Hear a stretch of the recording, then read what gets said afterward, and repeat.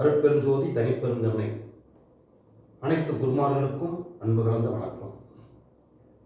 என்னை ஊக்கப்படுத்தி என்னுடைய உதயம் அஸ்ட்ரோ யூடியூப் சேனலை சப்ஸ்கிரைப் செய்து வரும் அனைத்து உறவுகளுக்கும் அன்பு கலந்த வணக்கம். இப்போ ஜோதிடத்தில் நிறைய ரகசியங்கள் இருக்கு. அந்த ரகசியங்கள் எங்கேயாவது ஒரு பக்கம் கரை ஒதுங்கி நின்று விடுகின்றன. அது வளரும் ஜோதிடர்களுக்கு கிடைப்பதில்லை. அந்த மாதிரி நிறைய சூட்சம ரகசியங்களை வகுப்புகளிலும் யாரும் சொல்லித் தருவதில்லை. அந்த மாதிரி நிறைய சூட்சம ரகசியங்கள் தெரிந்தாதான் கிராமப்புறங்களில் ஜோதிடம் சொல்லி பிழைக்க முடியும். நகரத்தில் இருந்தால் அந்த மாதிரி சூட்சமங்கள் அதிகமாக தேவையில்லை. ஒரு சிலருக்கு நான் இப்போ கடந்த பல ஆண்டுகளாக பார்க்குறேன், இந்த துருவக்கணிதங்கிறது ஒரு போலி, துருவக்கணிங்கிறது ஒரு பித்தாட்டம் அப்படின்னு சொல்லி வளர்ந்த ஜோதிடர்கள், மிகப்பெரிய ஜோதிடர்கள்லாம் அதை கொச்சப்படுத்துறாங்க. துருவக்கணிதம் உண்மை, அவருக்கு கணிக்க தெரியல, அதனால அவர் கொச்சப்படுத்துறாரு. கிராமப்புறங்களில் துருவக்கணிதம் இல்லாமல், துருவக்கணிதம் தெரியாமல் ஜோதிடமே சொல்ல முடியாது. ஒரு முதியவர் சொன்னார் என்கிட்ட, யாருக்கிட்ட கற்றுக்கிட்டேன்னு கேட்டார். என் குருவே இல்லை, நானே சொந்தமாக கற்றுக்கிட்டேன் அப்படின்னு சொன்னேன். அதுக்கு அவர் சொன்னார், குரு இல்லாத வித்தை குருட்டு வித்தைன்னு சொன்னார். அதே மாதிரி இந்த துருவக்கணிதத்தை பற்றி ஒரு பிரபல ஜோதிடர், திருச்செங்கோடு ஜோதிட சங்க ஆராய்ச்சியாளர் சங்க தலைவர் திரு கடக ராமசிம்ம ஐயா அவர்கள் சொன்னார்கள், துருவம் இல்லாத நோட்டு உருவம் இல்லாத நோட்டுன்னார். துருவத்தை குறித்தே ஆக வேண்டும், துருவம் தெரிந்தே ஆக வேண்டும். துருவம் தெரியாமல் கிராமப்புறத்தில் ஜோதிடர் சொல்லி பழைக்க முடியாது. துருவக்கணிதம் என்பது உண்மை. துருவக்கணித கணிப்பதற்கு பல வழிகள் உள்ளன, ஆனால் யாரும் சொல்லித் தருவதில்லை. சரி, இப்போ நம்ம ஜோதிட ரீதியாக இப்போ சில சூட்சம விதிகளை வளரும் ஜோதிடர்களுக்காக நான் பகிர்ந்துக்கிறேன். இதுவரைக்கும் யாருமே சொல்லாத ரகசியம், ஒரு சிலருக்கு தெரிந்திருக்கலாம், ஆனால் வெளிப்படுத்தாத ரகசியம் இப்போ நான் சொல்ல போகிறேன். ஒரு ஜாதகத்தை கொண்டு நம்மகிட்ட பார்க்கும்போது தாத்தனுக்கு 2 தாரம் இருக்கும், பாட்டனுக்கு 2 தாரம் இருக்கும், மாமனுக்கு 2 தாரம் இருக்கும், அம்மா 2ஆம் தாரமாக வாழ்க்கப்பட்டிருப்பாங்க, அப்பாவுக்கு 2 தாரம். இவன் 2ஆம் தாரத்து பையன், எப்படி இவன் முதல் தாரத்து பையனா 2ஆம் தாரத்து பையனான்னு பார்க்கணும். இதெல்லாம் தெரிஞ்சாதான் ஜோதிடம் பார்க்க முடியும். நீ எடுத்தோன்னே இந்த தசை பற்றி நடக்குது நடக்குதுன்னு சொன்னால் வேலைக்கு ஆகாது, கிராமப்புறங்கள்லாம் நடக்காது. அதனால நம்ம யாருக்கு தாரம் 2 அப்படிங்கிற சூட்சம ரகசியத்தை நம்ம பார்க்க போறோம். அது எப்படி காண்பது அப்படிங்கிறத நம்ம பார்க்க போறோம்.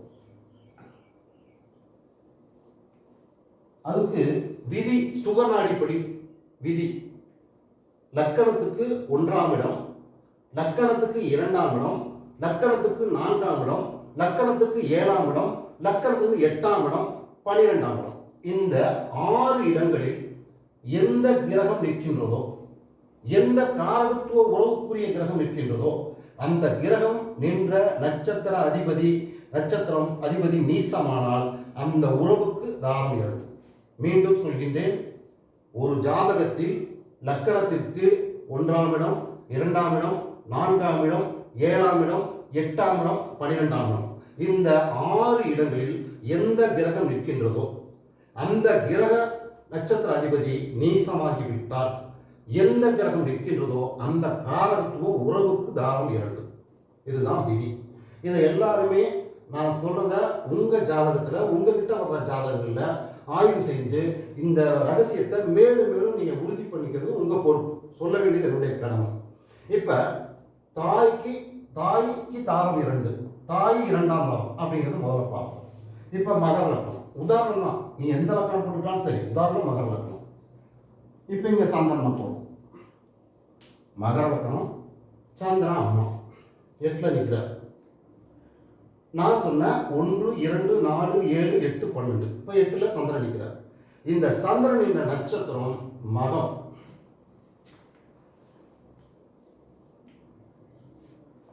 கேது நீசம். அம்மா 2ஆம் தாரம், அம்மாவுக்கு கணவன் 2. அப்படி எடுத்துக்கணும். லக்கணத்துக்கு 8ல் சந்திரன் இருக்கிறாரு, 8ஆம் இடம் பார்க்கக்கூடாது. இந்த 6 இடங்கள்ல எந்த கிரகம் நிற்கின்றதோ அந்த காரகத்துவ உறவு கிரகம் நின்ற நட்சத்திர அதிபதி நீசமானால் அந்த காரகத்துவ உறவுக்கு தாரம் 2. இப்ப அம்மா 2 தாரம், சந்திரன் மகத்தில் நிற்கிறாரு, கேது நீசம், அம்மாவுக்கு தாரம் 2 கல்யாணம்.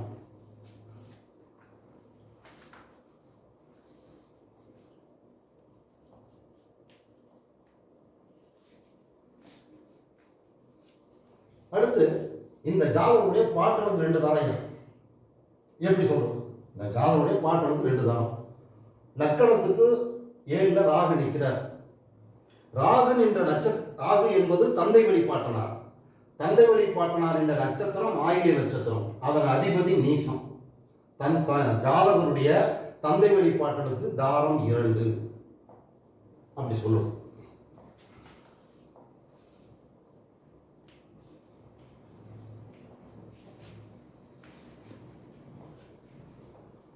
தாய் வழி பாட்டனுக்கு தாரம் 2.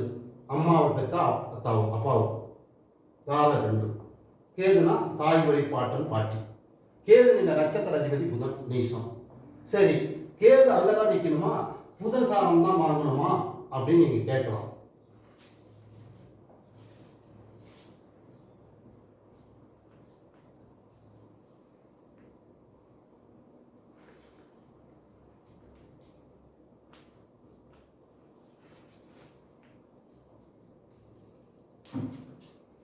தந்தை வழிபாட்டனுக்கு தாரம் 2. நான் சொன்ன 4ஆம் இடத்துல இருக்கு ராகு. ராகு என்ற நட்சத்திரம் பரணி. பரணி அதிபதி சுக்கிரன் நீசம். தந்தை வழிபாட்டனுக்கு 2. இப்படி எங்க வேணாலும் போட்டுக்கலாம். ஆனால் லக்கணத்துலேருந்து 1ஆம் இடம், 2ஆம் இடம், 4ஆம் இடம், 7ஆம் இடம், 8ஆம் இடம், 12ஆம் இடத்துல ஒரு கிரகம் நின்று அந்த நட்சத்திர அதிபதி நீசமானால் அந்த கிரகத்தின் காரகத்தோருக்கு தாரம் 2 அடிச்சு சொல்லலாம். அடிச்சு சொன்னால் தான் இந்த ஜோசியம் கொஞ்சம் சொல்ல முடியும்.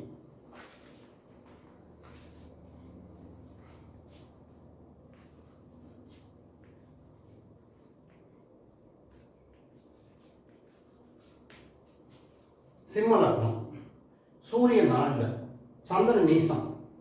இந்த ஜாதகரின் தாய்க்கு அப்பா 2வது கணவன், தந்தைக்கு தாரம் 2, தாய்க்கு தாரம் 2, 4ஆம் இடத்துல நீச கிரகம். காரகத்துவம் லக்னாதிபதி நிற்கிறார். அப்படி அடுத்தது பார்த்தீங்கன்னா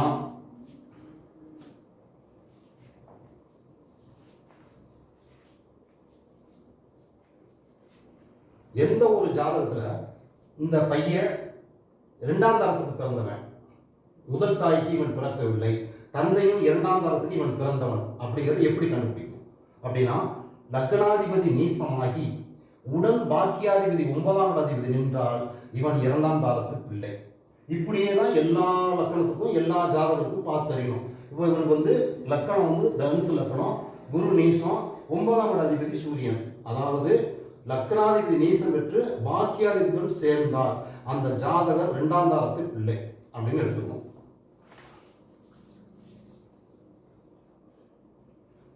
பாட்டனை பார்த்தாச்சு, பாட்டியை பார்த்தாச்சு, அப்பா பார்த்தாச்சு.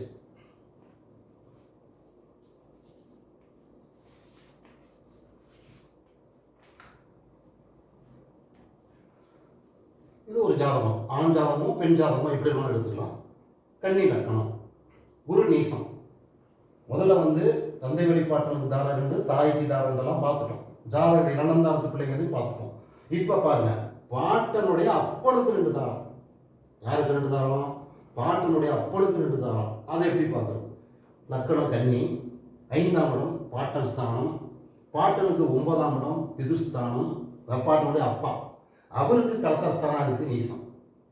பாட்டனின் தந்தைக்கு தாரம் 2.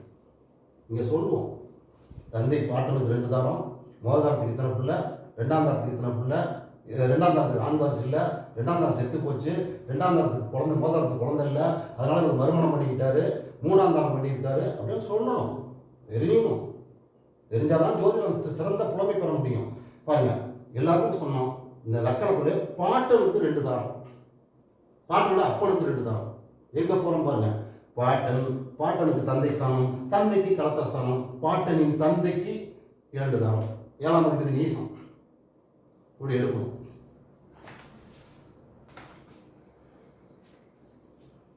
நான் ஆரம்பத்தில் காணொலி போடும்போது ஒரு நண்பர் கமெண்ட்ஸில் சொல்லியிருந்தார், அதாவது உங்கள் தலைப்பே சரியாக போட தெரியல, நீங்கள் எப்படி அறிவுபூர்வமான விஷயங்களை சொல்லுவீங்க அப்படின்னு கேட்டார். என்னன்னு கேட்டிங்கன்னா, தமிழ் துரைசாமி அப்படிங்கிறப்ப இம்பு போட்டாங்க நான் பையன். அது அவருக்கு பெரிய குறையா போய் தலைப்பே சரியாக போடுறதில்ல, இவர் எங்கே அறிவுபூர்வமான விஷயம் சொல்கிறாரு சொல்கிறார்.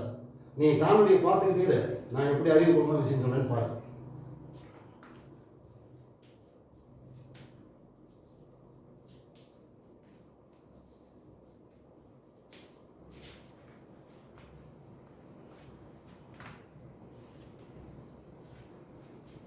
இது ஒரு ஜாதகம். இந்த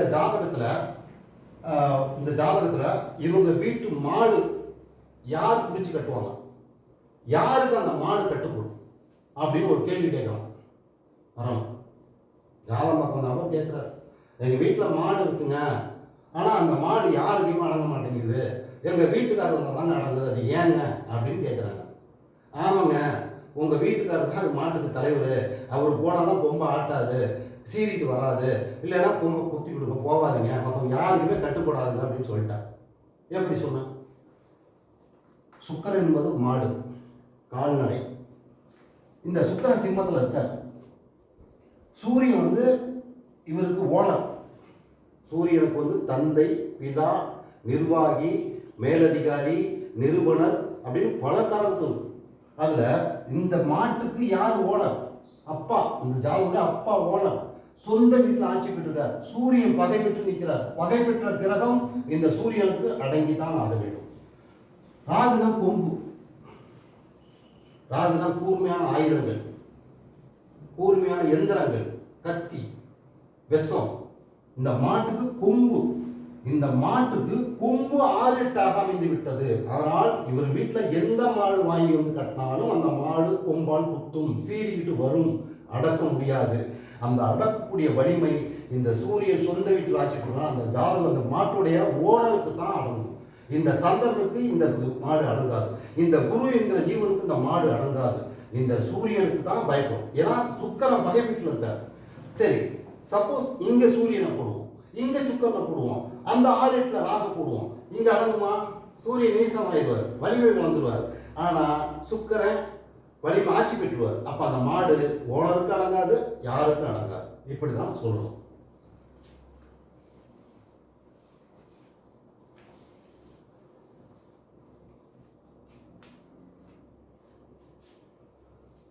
ஒரு அம்மா ஃபோன் பண்ணாங்க ஈரோட்டில் இருந்து. பண்ணி அவங்க பையனுக்கு ஜாதகம் பார்க்கணும்னா, நான் ஜாதகம் பார்க்கறதில்ல, நான் யாருக்குமே ஜாதகம் பார்க்கறதில்ல. ஏன்னா ஹோட்டலில் வேலை செஞ்சுட்டு இருக்கேன், ஆனால் நான் ஜாதகம் பார்க்குற தொழில் எனக்கு கிடையாது. அந்த அம்மா சொன்னாங்க, எங்கள் பையனுக்கு வந்து ஒரு இதில் அஸ்வினி நட்சத்திரம் வருதுங்க, இன்னொரு இதில் பரணி நட்சத்திரம் வருதுங்க அப்படின்னு சொல்கிறாங்க. அஸ்வினியா பரணியா என்னன்னு தெரியலைங்க அப்படின்னு சொன்னாங்க.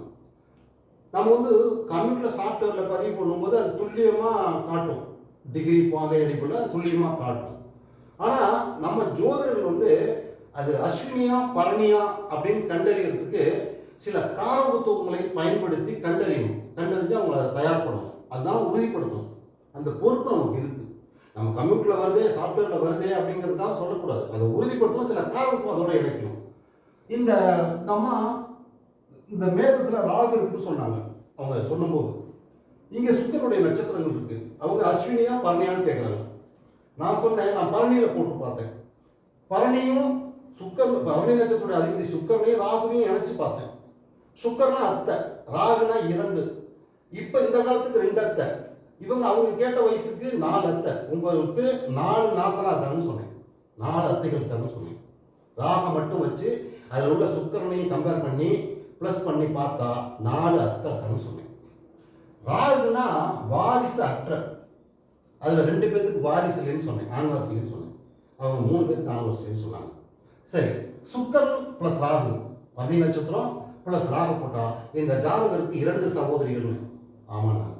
அடுத்து அப்படி 2 இடத்துல வீடு இருக்குண்ணே. சுக்கரன் ப்ளஸ் ராகு போட்டா 2, ராகுனா 2 போட்டு பார்த்தேன். அந்த மாதிரி நம்ம வந்து நட்சத்திரங்களை எப்படி உறுதிப்படுத்தணும் அப்படின்னா, அஸ்வினியா பரணியா, கண்டாந்திர நட்சத்திரங்கள், தலையற்ற உடலற்ற நட்சத்திரங்கள், இப்படிலாம் நம்ம பார்க்கும்போது சில வாடிக்கையாளர் குழப்பம் இருக்கணும். நம்ம இந்த நட்சத்திரத்தையும் இந்த காரகத்துவத்தையும் நம்ம இணைச்சு பலன் பார்த்து அவங்களுக்கு நட்சத்திரத்தை உறுதிப்படுத்த வேண்டிய பொறுப்பு நம்மகிட்ட இருக்கு. நம்ம எல்லாமே கொண்டு விஞ்ஞானத்துக்கே ஒப்படைச்சக்கூடாது. விஞ்ஞானம் சொல்லுது, சாஃப்ட்வேர் சொல்லுது, அதுதான் உறுதி அப்படின்னு நம்ம சொல்லிவிடக்கூடாது. நான் அடிக்கடி சொல்லுவேன், ஜோதிடம் என்பது திருக்குறள், கடல் இல்லை. கற்றுக்கொள்ள இனிக்கும் திருக்குறள் இனிது. நன்றி, வணக்கம்.